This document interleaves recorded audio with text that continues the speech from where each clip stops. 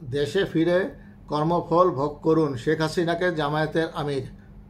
সাবেক প্রধানমন্ত্রী শেখ হাসিনার সমালোচনা করে বাংলাদেশ জামাতে ইসলামীর আমির ডক্টর শফিকুর রহমান বলেছেন, আপনি বলেন চট করে দেশে ঢুকে পড়বেন, আপনাকে পালাতে বলেছিল কে?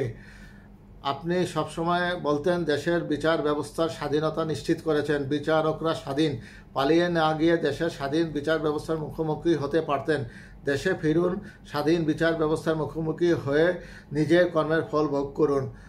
শনিবার 21শে সেপ্টেম্বর সকালে শহরের দারুল ইসলাম একাডেমি মাঠে সিরাজগঞ্জ জেলা জামায়াতে ইসলামীর আয়োজিত রোকন সম্মেলনে প্রধান অতিথির বক্তব্যে ডক্টর শফিকুর রহমান সাহেব এসব কথা বলেন।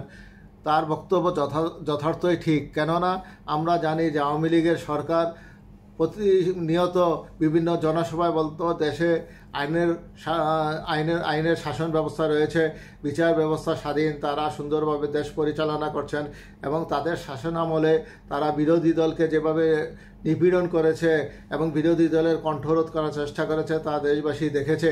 এবং তাদের পতনের পর আমরা যেটা পূর্বে অনুমান করতাম সেই ধারণাটাই আমাদের চোখের সামনে এসেছে, অর্থাৎ আয়নাঘর। সেখানে তারা ধরে নিয়ে গিয়ে বিভিন্ন নেতাদেরকে গুম করে রাখতো, অনেককে তো হত্যাই করা হয়েছে, অনেককে পাওয়াই যায়নি, তারা এখন পর্যন্ত নিখোঁজ।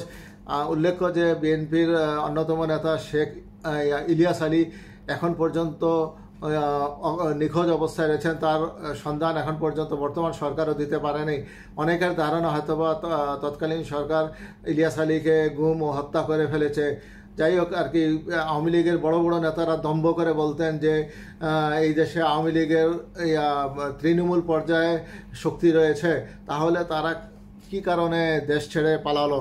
হ্যাঁ, তারা এই বাংলাদেশের তথাকথিত স্বাধীন বিচার ব্যবস্থার মুখোমুখি হয়ে তারা ন্যায় বিচার পাওয়ার চেষ্টা করতো, তারা পালিয়ে গেল কেন?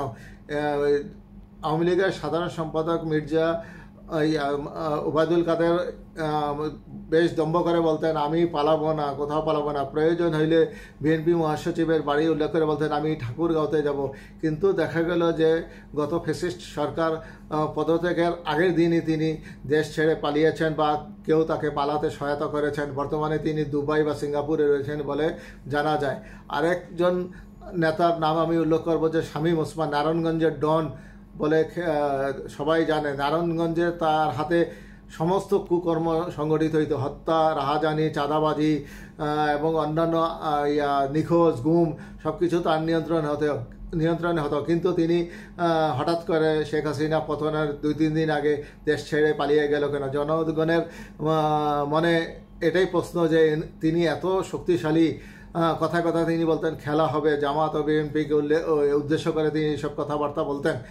তাহলে তিনি কেন পালিয়ে গেলেন? তিনি দেশে থেকে দেশের আইন ব্যবস্থার মাধ্যমে বিচার নিতেন, তাহলে বোঝা যেত তাদের খেলা হবে বা এত দাম্ভিক্য কোথায় গেল। সম্প্রতি দেখা যায় যে তিনি নিজামুদ্দিন আউলিয়ার বাজারে ঘোরাঘুরি করছে, কিন্তু তার অপকর্ম, তার কর্মের ফল তিনি কি এত সহজে মাপ পাবেন? বাজারে ঘুরলে কি কাজ হবে নাকি? সৃষ্টিকর্তা তো একজন রয়েছেনই, তিনি অবশ্যই প্রত্যেক মানুষকে কর্মের ফল ভোগ করতে দেন দুনিয়াতে এবং আখেরাতে। কাজেই গত ফ্যাসিস্ট সরকারের নেতারা যতই বিদেশে পালিয়ে যাক না কেন, তারা এক না একদিন অবশ্যই আইনের আওতায় আসবে এবং তাদেরকে বিচারের সম্মুখীন করা হবে এবং তারা অবশ্যই আমাদের স্বাধীন বিচার ব্যবস্থার মাধ্যমে দোষী সাব্যস্ত হলে তারা কারাভোগ উপভোগ করবে বলে জনগণ আশা করে।